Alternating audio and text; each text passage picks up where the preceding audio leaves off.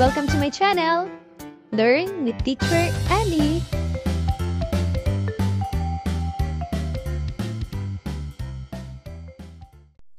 Matatag Curriculum, Makabansa, Grade 1, Quarter 3, Week 6.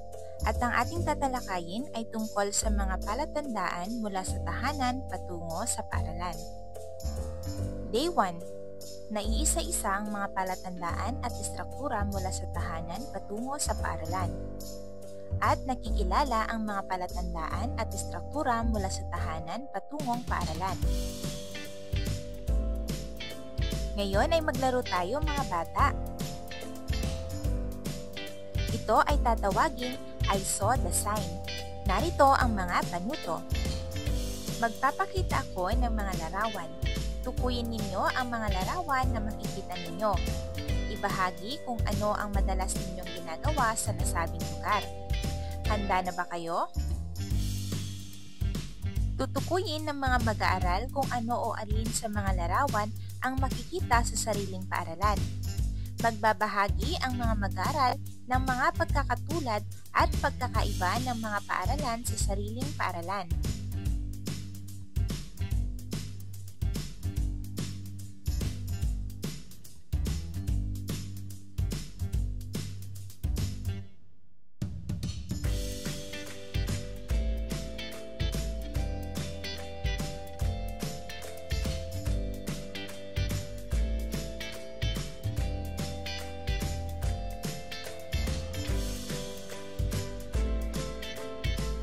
Magaling mga bata!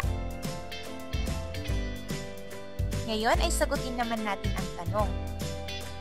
Paano ninyo natutukoy ang sariling paaralan at sariling silid-aralan mula sa ibang mga larawan? Magaling mga bata! Sa araw na ito, iisa-isahin natin ang mga palatandaan at istruktura mula sa tahanan patungo sa paaralan.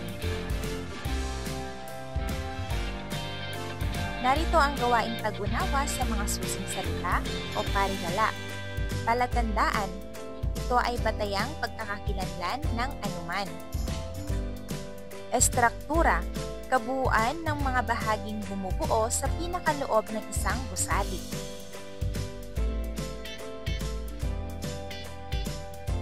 Ating talakayin ang mga palatandaan mula sa tahanan patungo sa paaralan. Ngayon ay magbahagi ng sariling karanasan tungkol sa mga bagay o pangyayari na iyong naalala noong ikaw ay bata. Ibahagi ang mga estruktura na mayroon sa labas ng inyong bahay at makikita sa kalsada o daanan patungo sa iyong paaralan. Maaari ding magbahagi ng masasayang karanasan tungkol dito.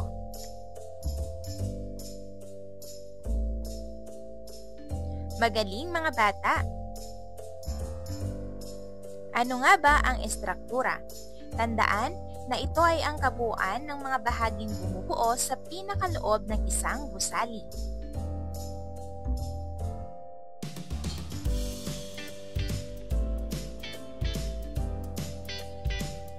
Ngayon naman mga bata, ano-ano ang nagsisilbing palatandaan ninyo mula sa tahanan hanggang sa paaralan?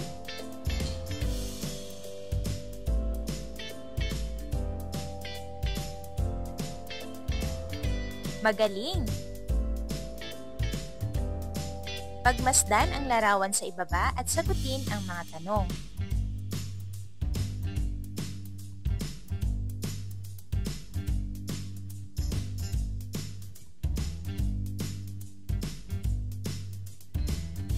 Ano-anong mga estruktura ang madadaanan mo mula sa bahay papuntang paaralan?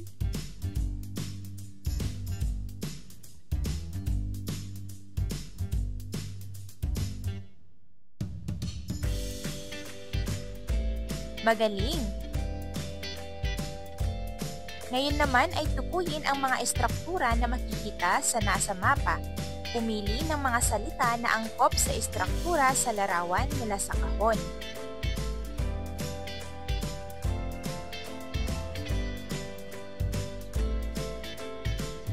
Magaling! Kung ikaw ay pupunta sa palengke, ano-ano ang mga estruktura na iyong makikita?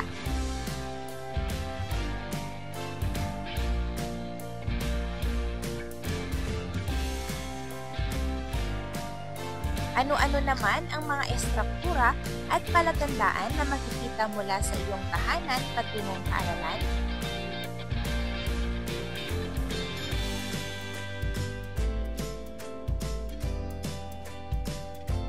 Day 2. Naiguguhit ang mga palatandaan at estruktura mula sa tahanan patungo sa paaralan. Mga bata, ano-anong mga estruktura ang tinalakay natin noong nakaraang araw?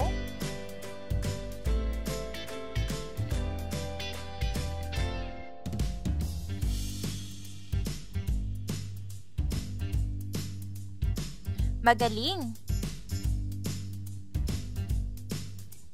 Sa araw na ito, iguguhit natin ang mga palatandaan at estruktura mula sa tahanan patungo sa paaralan. Ating talakayin ang mga estruktura mula sa tahanan patungo sa paaralan. Pagmasdan ang larawan sa ibaba at tukuyin kung ano ito.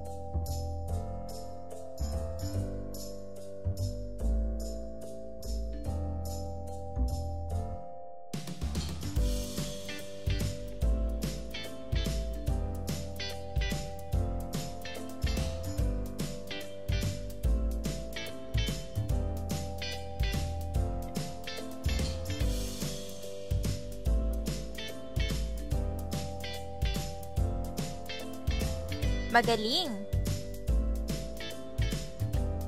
Ngayon naman ay sagutin natin ang mga tanong.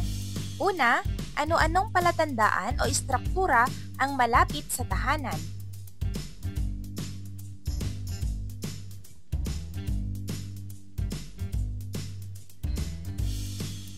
Pangalawa, ano-ano naman ang mga palatandaan o estruktura na malapit sa paaralan?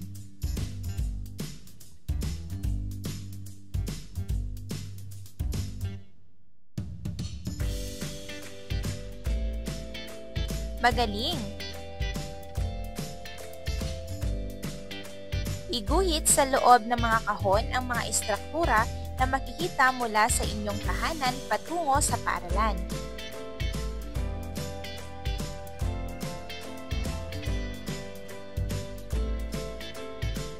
Magaling mga bata!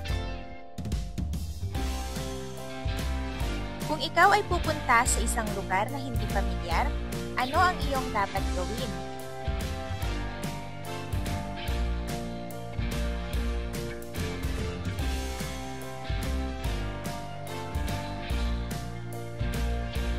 Day 3. Nakagagawa ng simpleng mapa na nagpapakita ng mga palatandaan at estruktura mula sa bahay patungong paaralan. Mga bata, ngayon ay magbabahagi tayo. Ipili ng ilang mga mag-aaral na magpapakita ng kanilang ginawa mula sa gawain sa ikalawang araw ng linggo.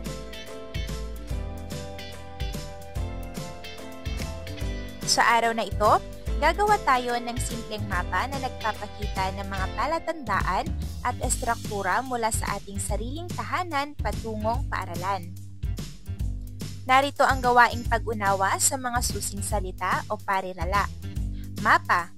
Larawang nagpapakilala ng hugis at nilalaman sa loob at paligid ng partikular na lugar. Ating talakayin ang mapa mula sa tahanan patungo sa paaralan. Ano-ano muli ang mga estruktura na tinalakay natin kahapon? Magbigay ng ilang halimbawa.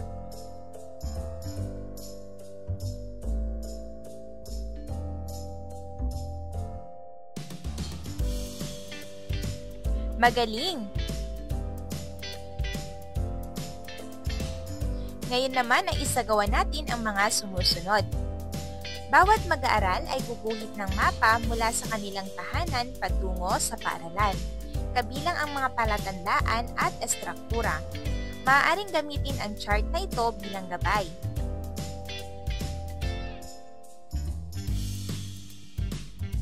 Magaling! Ngayon ay sagutin naman natin ang mga tanong. Una, ano ang palatandaan at estruktura na iginuhit ninyo sa mapa?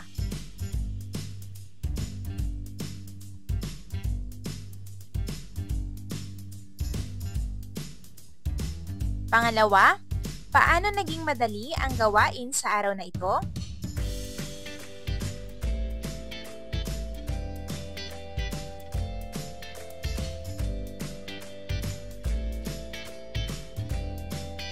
At pangatlo, ano ang mahirap na bahagi sa gawain sa araw na ito?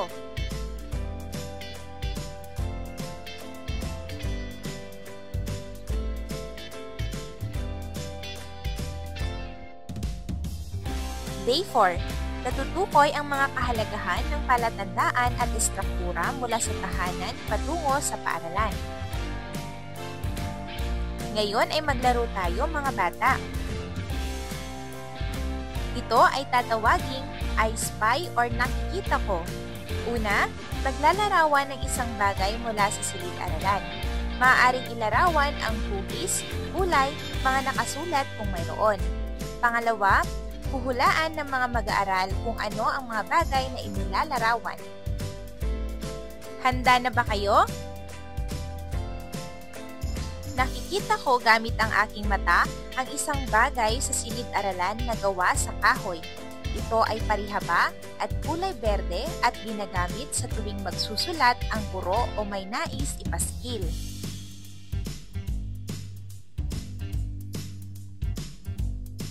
Tama! Ito ay isang blackboard. Magaling mga bata! Sa araw na ito, tutukuyin natin ang kahalagahan ng mga palatandaan at estruktura mula sa tahanan patungo sa paaralan. Narito ang gawaing pag-unawa sa mga susing salita o parirala. Palatandaan, batayang pagkakakilanlan ng anuman. Estruktura, kabuuan ng mga bahaging bumubuo sa pinakaloob ng isang gusali.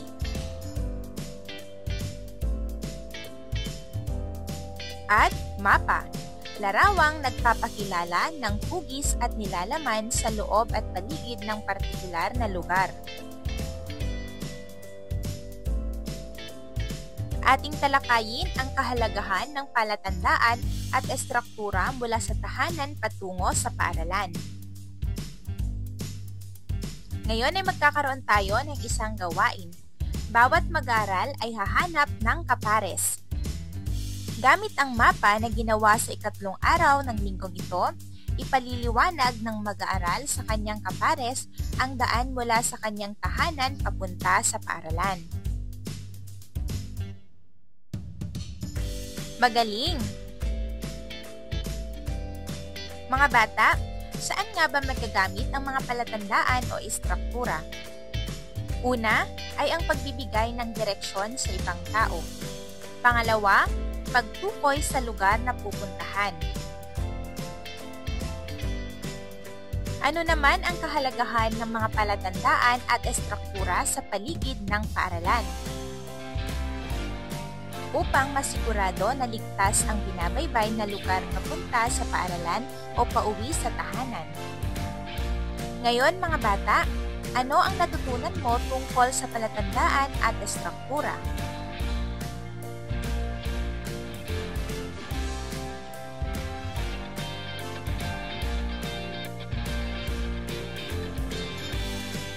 Tukuyin ang mga estruktura na makikita sa mapa. Pumili ng mga salita na angkop sa estruktura sa larawan mula sa kahon.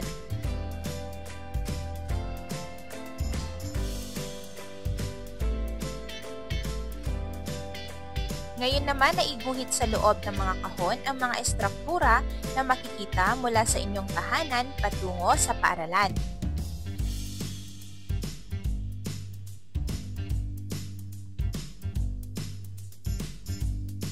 At bago matapos ang ating aralin, gumuhit ng check sapat lang kung tama ang isinasaad ng pangungusap at X naman kung hindi.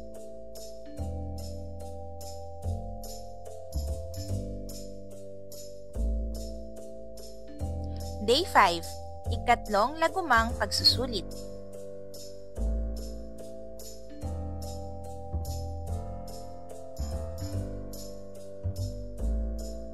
Mahusay mga bata. End of week 6. Thank you for watching! Also, don't forget to like, share, subscribe, and click the notification bell for you to be updated on our latest videos. See you on our next lesson. Goodbye!